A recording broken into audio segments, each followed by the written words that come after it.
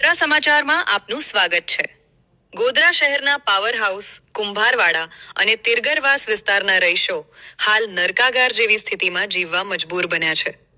છેલ્લા લાંબા સમયથી આ વિસ્તારોમાં સફાઈ કામગીરી ઠપ્પ હોવાથી ગંદકીનું સામ્રાજ્ય ફેલાયું છે, જેના કારણે સ્થાનિકોમાં નગરપાલિકા પ્રશાસન સામે ભારે રોષ જોવા મળી રહ્યો છે.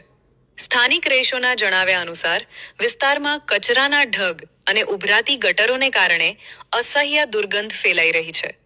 આ ગંદકીના કારણે મચ્છરોનો ઉપદ્રવ વધ્યો છે.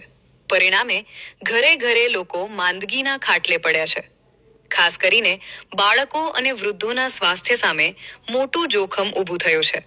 વારંવાર રજૂઆતો કરવા છતાં નગરપાલિકા દ્વારા કોઈ નક્કર કામગીરી કરવામાં આવતી નથી. આ સમગ્ર મામલે નગરપાલિકાના આરોગ્ય વિભાગની કામગીરી શંકાના દાયરામાં છે. સ્થાનિકોમાં એવી ચર્ચા છે કે બિન અનુભવી નિમણૂક, જેમને સેનેટરી ઇન્સ્પેક્ટરનો ચાર્જ સોંપવામાં આવ્યો છે, તેઓ પૂરતી સિનિયોરિટી ધરાવતા નથી. તપાસની માંગ. કયા આધારે બિન અનુભવી વ્યક્તિને આટલી મહત્વની જવાબદારી સોંપવામાં આવી તે તપાસનો વિષય છે. સેનેટરી ઇન્સ્પેક્ટર માત્ર નામ પૂરતા જ હોય તેમ જણાય છે, કારણ કે ફિલ્ડ પર સફાઈની સ્થિતિ અત્યંત દયનીય છે.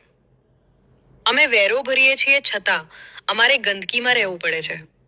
નગરપાલિકાના અધિકારીઓ એસી ઓફિસમાંથી બહાર નીકળીને જોવે તો ખબર પડે કે લોકો કેવી હાલતમાં જીવે છે.